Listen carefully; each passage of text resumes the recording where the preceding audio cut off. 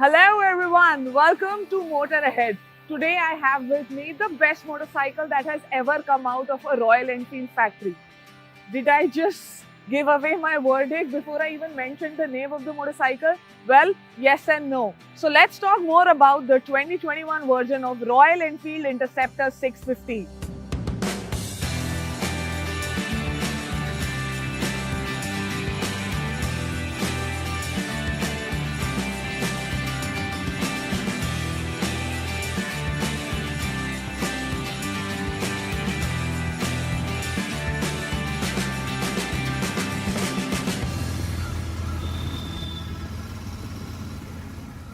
It is the first modern twin-cylinder motorcycle developed by Royal Enfield, and ever since it has been introduced in 2018, it's been a hit. The updated BS6 engine has managed to please the customers. However, I still have one question to ask Ari.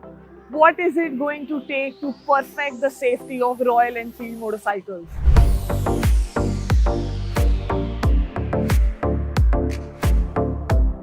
I mean, the engine is much more refined now. There is so much power and it is great. The torque is ample throughout the end without any hesitation. But when it comes to safety, braking and tires, I do not feel the confidence. On sloppy Delhi roads, the rear still wobbles.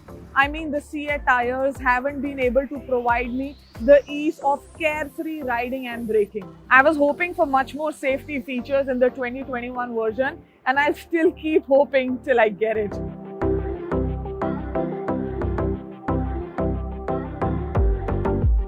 Now the updates that the Interceptor got in 2021. A. The C8 Zoom Cruise wheel with the old school tread pattern, which I've mentioned I'm not happy, especially when the competition offers a much better deal. B. The black mudguard and wheel, I won't make much of it. C. The new color wave. The bike is available in 7 color options now: Mark II, Sunset Strip, Baker Express, Downtown Drag, Ventura Blue, Cannon Red and Orange Crush. The only pleasing upgrade and the one that makes the most difference is the BS6 engine, of course. It's 648cc parallel twin 4-stroke oil-cooled engine that produces a maximum power of 47 bhp at 7,150 rpm and maximum torque of 52 Newton meter at 5,250 rpm, transmitted by a 6-speed PCI gearbox. It's the only mid-displacement motorcycle available in the market which provides so much driving pleasure at such affordable price. The secret of the new engine lies in the way the power is delivered. The smooth throttle response throughout the rev range ensures sufficient power to make light work of city traffic or cruise effortlessly along the open roads. The bike does feel nimble in the city, planted on the highways, and a little bit more confident than the earlier versions on the twisties. The maximum speed on the motorcycle is 170 kilometers. So this does has a sport-like character to it.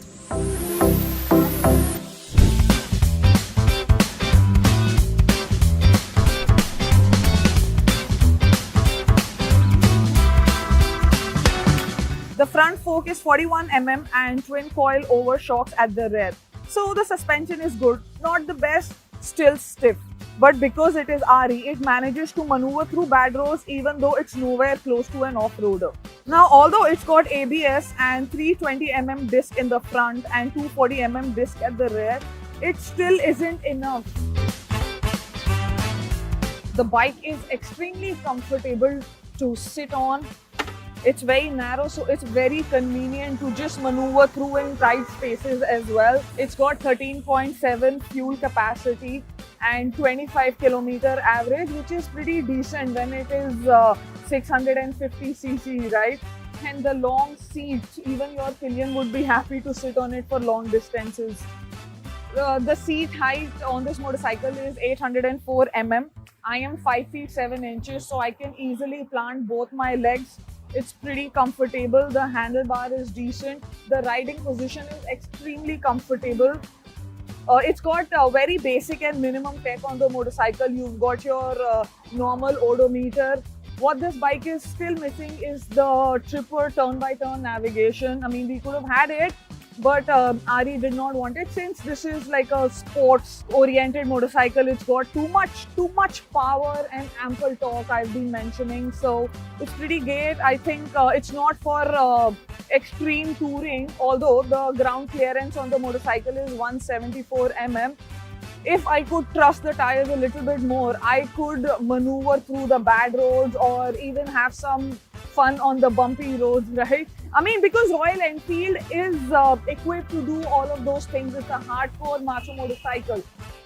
Only I wish if the safety features could improve a little bit more.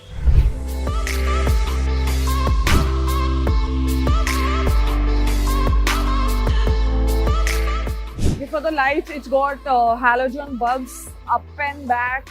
We could have had an LED. I mean, I seriously have so much power in this motorcycle. It is so comfortable, and yet the safety feature stops you to just go all out, which is a little bit disappointing because I was finally happy that there is an Ari that I can ride every day. Seriously, I've been riding it almost every day to work. That is how much fun I'm having on this motorcycle. All I wish was a little bit of safety, maybe traction control.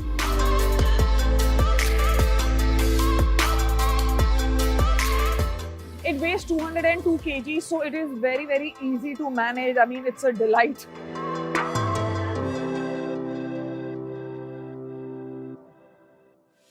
The fun part about Royal Enfield motorcycles are they're customizable. You can customize however you want, whatever you want, from the handlebars to seats, to tires, to alloys, to shockers, to whatnot. And on this, you get a lot of features that you can customize via Make It Your Own app that is available on Royal Enfield. You can get it on your Androids and Apple. It's available, and you can customize. You get your seats, you get your leg guards, mirrors, your touring mirrors and whatnot. So go check it out and customize your motorcycle. You will have so many options to reflect your own personality. You know, motorcycle is all about your personality. Now, only for my beloved audience, the exhaust note, because I don't care too much about it. Only for you guys. Hear it.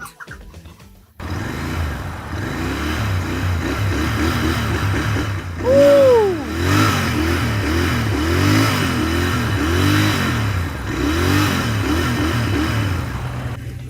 I don't care, you decide how it is. I agree, the Royal Enfield has given us a pocket rocket. But if I do not trust the parachute, it's not fair. Having said that, the bike is available at 2.7 lakh rupees ex-showroom. I mean, where are you going to get a 650cc motorcycle at that price? I don't know, I'm really happy with this one, so I'm gonna go.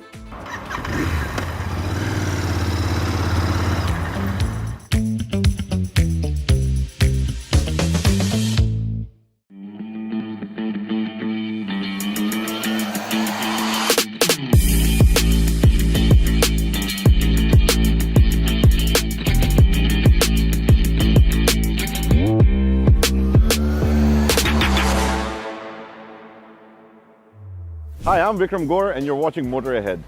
Today we're going to be talking about the Audi A4 facelift. This is Audi's entry-level luxury sedan. It comes packed with features, a brilliant engine, and is just a blast to drive. The A4 comes with that typical Audi appeal. It's stylish, sporty, got this nice aggressive stance to it, and the lines remain sharp yet subtle at the same time. With the A4 facelift, the biggest changes include these new headlights that come with your LED DRLs and a revised front bumper that makes the front look a little more aggressive. Along the side, as we walk along, you can see that it's got this really nice broad shoulder line. That again gives it a look that is sitting nice and planted on the road, and it brings out that sporty appeal that I was talking about as well. Bringing together the design is the back. What Audi has done is obviously given it those sharp creases as well. I love this little notch on the boot, and obviously you get those standout Audi LED rear lights as well, that when they light up at night, you know that you're behind an Audi.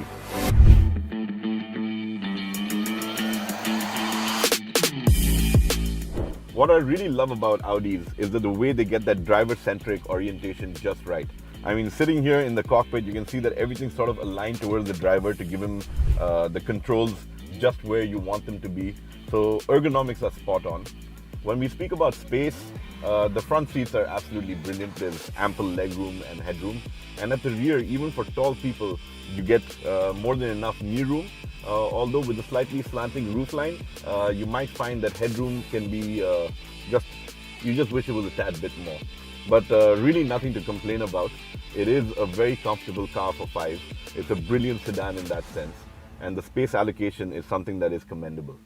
When we talk about the features on board, obviously Audi being a tech sort of savvy company, they've ensured you get everything that you really wish for with this car. So to start with, you get a massive MMI system, which is their multimedia interface. And so you've got your connectivity needs sorted, your infotainment needs sorted, Apple CarPlay, Android Auto, navigation. It's all just available on this touchscreen. The big change with the A4 obviously is that you also get the digital instrument cluster, which looks spectacular. And again, you can scroll through it and you can get like additional information for the driver too. And the cabin is really well appointed. You've got your 3-zone climate control AC. You get a brilliant sunroof. And you also get steering mounted controls as well as paddle shifts on the steering column.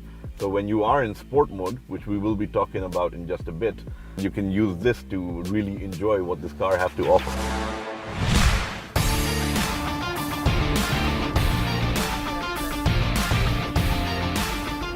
Driving the Audi A4 is a different joy altogether.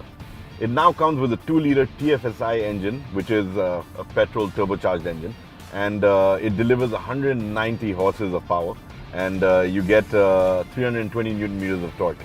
The engine is paired with a 7-speed S-tronic gearbox, which is smooth. You don't feel the gear shifts at all as you surge forward. So what you do get is a car that's designed to be driven. It's a lot of fun being behind the wheel. You can do the 0 to 100 km/h dash in 7.3 seconds. So we're talking about brilliant power, being able to drive around all day long and not feel any fatigue. And it's just an absolute joy to be behind the wheel of this car. To give it that added level of excitement, Audi has the Drive Select program on board.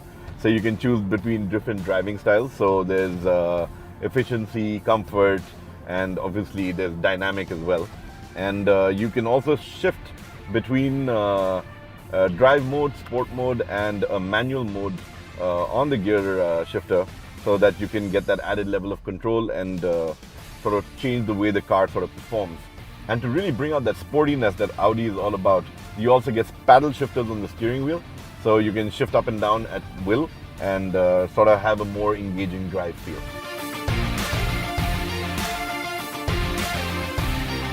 Overall, the Audi A4 is designed to pamper you. It caters to all your senses. From a design perspective, it gives you that futuristic look. The interiors are all about luxury. The tech is futuristic. And as Audi likes to say, it's got progress integrated in its DNA. So here's an executive sedan that you can't go wrong with if you're looking for a really neat set of wheels that's young, sporty, and has that right appeal.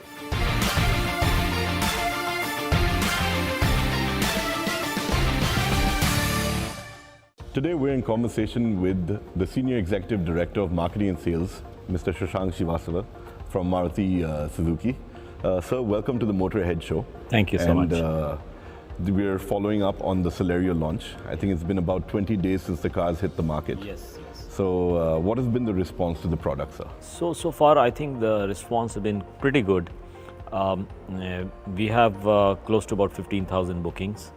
And if you recall, we used to sell about 5,500, 6,000 Celerios a month in the previous years.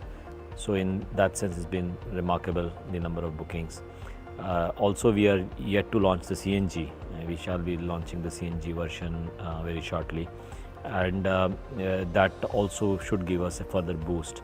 In fact, the previous Celerio, the CNG percentage had touched almost 30%. Oh, wow. So yeah, so in that sense, I think the response has been really good. And overall for Maruti, how has CNG been doing, like across models? Yes, so ever since the we have observed that ever since two phenomena happened, CNG has skyrocketed, I would say. One is the increased price of diesel and petrol. In some states, they've crossed 100 rupees. And CNG, therefore, in terms of cost of running, is almost a third of what diesel and petrol is. So it's roughly about ₹1.60 per kilometer as against ₹5.10 for a diesel or a petrol vehicle. So there is a substantial cost saving. And secondly, the second phenomenon I was referring to was the increased number of CNG dispensing pumps. So just a couple of years back, it was about 1,500 pumps covering about 140 cities. Today, as we speak, we have about 3,400 such CNG outlets covering about 250 cities. And in a couple of years from now, the projection is that we'll have about 10,000 CNG outlets covering 330 cities. So the spread and the availability of CNG has increased, and therefore has given that confidence to the consumers about the availability of the CNG itself. And that has reflected, these two factors have reflected in a huge surge in terms of the interest of consumers in CNG products. For Maruti Suzuki, since you asked the question of how Maruti Suzuki numbers have been, well, if you go back 5 years back, then we had in 17-18 or that period 16-17, we used to sell about 75,000 annual CNG units. Okay. That increased to about 105,000 in 18-19, 19-20. Last year, 2021, I'm talking of the fiscal year, we sold about 1.63 lakhs, which was a jump of more than 50%. And this year, if we have enough supplies, we should be touching about 2.5 lakhs. So the trajectory seems to be great. Today in Maruti Suzuki, we have 8 models which are CNG. The total overall penetration of CNG is about 16% in our portfolio, and it's about 31% in those models where we have the CNG. So that's remarkable, I would say, considering that diesel doesn't exist for us in our portfolio. So we are very hopeful that this trend will continue in the future as well. And going back to the Celerio, sir, it's a car that's come out after 2 years from Maruti, and as journalists, we're very accustomed to Maruti doing launches fairly regularly. But you're back doing what you do best with the hatchback. But at the same time, there have been questions about the hatchback segment in India. Everybody's saying India is an SUV market. But what's your take on the hatchback segment? How's it been performing historically, and what do you see for the future? Yeah, so coming to the first observation about the launch itself, the period last time we launched, big launch was the XL6 in November 2019. So it's about 2 years. In between, we had that BS4, BS6 conversion. We did focus on it big time because we have a huge portfolio of vehicles. We had 15 models to do this conversion. And you would have noticed that Maruti Suzuki was the only manufacturer which could successfully transit from BS4 to BS6 without a hitch, in terms of stocks, in terms of Supreme Court saying that what to do with vehicles after 31st March. We cleared everything well in time, despite having the largest portfolio. So we did focus on there. We had some minor launches like the S-Cross in September of 2020. And we had at the Auto Expo, if you recall, the minor change of Vitara Brezza in February 2020.